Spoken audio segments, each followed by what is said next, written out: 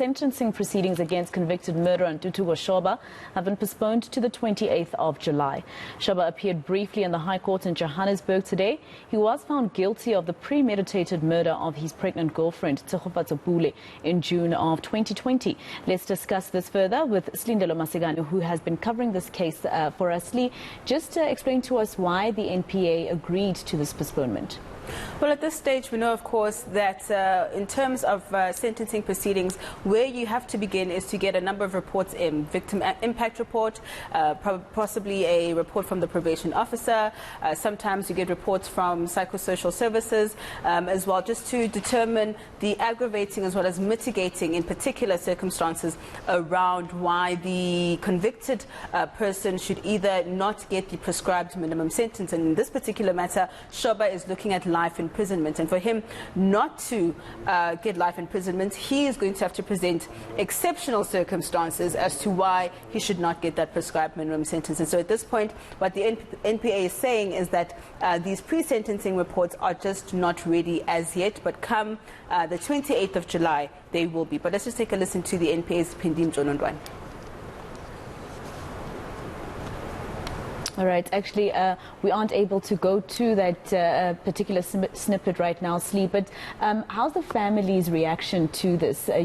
This is a 2-month or more postponement, and I'm sure they were hoping today at least they can put finality to this case. It's quite disappointing for the family. It's not only a 2-month postponement, but it's been 2 years just to get to this particular point. While they understand the particular circumstances as to why the matter couldn't proceed today, they were quite disappointed, emotional as well, because every time you come to court, it's always a matter of having to relive and rehash, the situation. But we spoke to some of Teffo family members. Let's just take a listen to what they had to say. In particular, we spoke to her younger brother.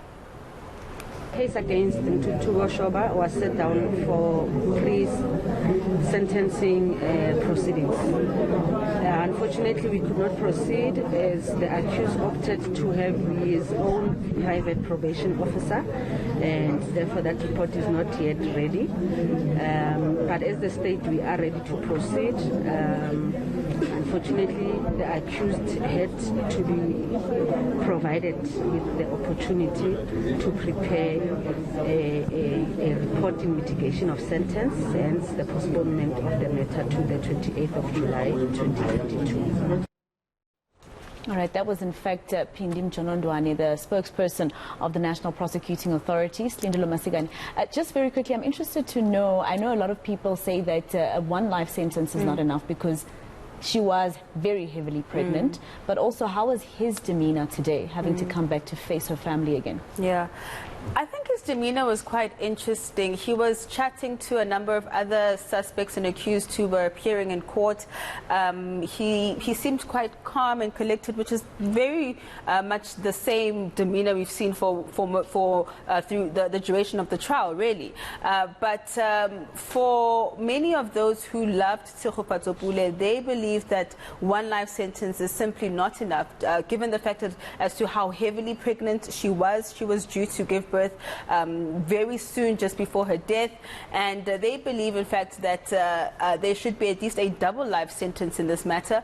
But for her loved ones, if they just get that minimum prescribed sentence, for them that's just simply going to be enough. And I believe the team actually does have that snippet of the interview that you had with Pule's brother. Let's have a listen to what he had to tell Slee. That's the most thing that I was excited about, someone that I can, have that special bond, because we lost our mother, so it was a thing of aim, and being somewhere in the world, there's a lot to come, But I was just excited, I was just happy, she could even see that, my favorite brother, I can see that you're happy, I'm like, yeah, man, I'm very, very happy for this precious thing that is going to change our life, But unfortunately, it didn't happen that way. It's life, it's God's will.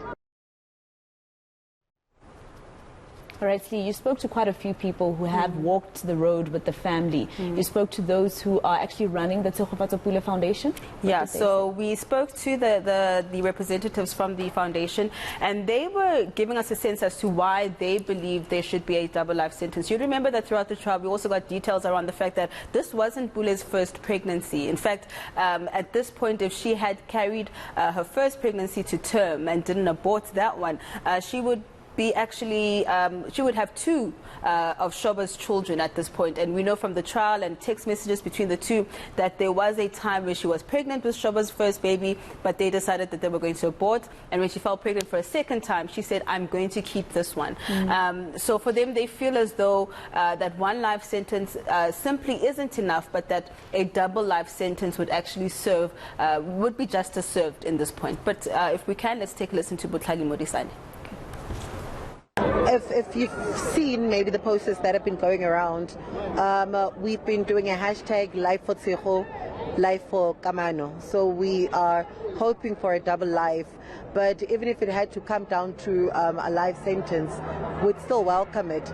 But for us, if it was an instance of the kind of life sentence that was being passed back then, not one where you serve 20 years and then get out on parole, we would be happy. So I think hence right now we're pushing for a double life without parole. That's what we're expecting, because you know, it has been long coming. It's a huge delay, but we're just holding on to the hope that the day will eventually come where we get justice. Right, Slee, I'm going to ask you to stay with us, because this story also is a big story that Slindelo Masegane has in fact been covering for us here at eNCA. Senzo Meyiwa's defense lawyer, Malesela Teffo, wants the trial to be moved forward. In court papers, he says the delay is putting his clients at risk. Teffo says they have been receiving threats from the police. He also says letters to National Police Commissioner, that is Fani Masemola, have gone unanswered. The lawyer is also not happy with his arrest in court during the trial a few weeks ago. He intends on suing the police for that dramatic arrest. Let's speak to Slindelo Masegane about this particular issue. This Teffo matter, it's supposed to, the trial is supposed to begin again at the end of this month, I believe. You know, he's written now to the judge. Exactly what does his letter say in terms of reasons besides his clients being in danger? So this letter, I must say, Masego, came out while I was still in court with the Shoba matter, and I've only had just a couple of moments to peruse through it. But essentially what he's telling the judge is that, look, we need to get the trial going as soon as possible, because there seems to be a lot of political interference when it comes to the Senzo Meyiwa trial. He seems to be of the belief that there is an effort to try and get him off this matter, not only because he has a number of labor matters with the SAPS itself, but he says that when it comes to the Senzo Meyiwa trial, there was a lot of bigwigs, a lot of officials in high-ranking positions who were there on the night that Senzo Meyiwa was killed, who had a meeting just hours before forensics was called. And so there's a belief from the defense that the scene was tampered with. And the day Teffo was arrested, they were actually starting to unpack those reasons as to why they believe the scene was tampered with, speaking about how long it took for forensics to be called to the scene, about a 4-hour gap in terms of when Meyiwa was shot and when forensics was called. Also naming a lot of names. Shadrach Sibiya from the Hawks, he mentioned that he was there at the home in Vosloorus where Meyiwa was killed. He mentioned Malobane, who was the MEC of Community Safety, I think, at the time, as well as other high-ranking SAPS officials. So when the arrest happened of Teffo inside court, he is mentioning that this is just part of an effort to not only get him off the case, but to intimidate him. Also speaking about the charges that he's facing himself in court, saying these are trumped-up charges, and that the warrant of arrest that was actually executed in court was actually also fraudulently signed off by the magistrate, who he says he has a matter against and has reported him to the body that represents magistrates in the country. This sounds like a personal vendetta for him, especially because I remember in court he mentioned that he was a police officer for 12 years, or 12 years ago, something to that effect. Yeah. But also there was an ask by the police minister for the provincial commissioner here to give the National Commissioner a report into how that arrest was officiated, why that way, etc. I wonder if he has it on his desk. We understand that Begitele does have that particular report from the National Police Commissioner, but I just want to give you some context or some text in terms of that letter to the Judge Malesela in the Senzo Meyiwa trial.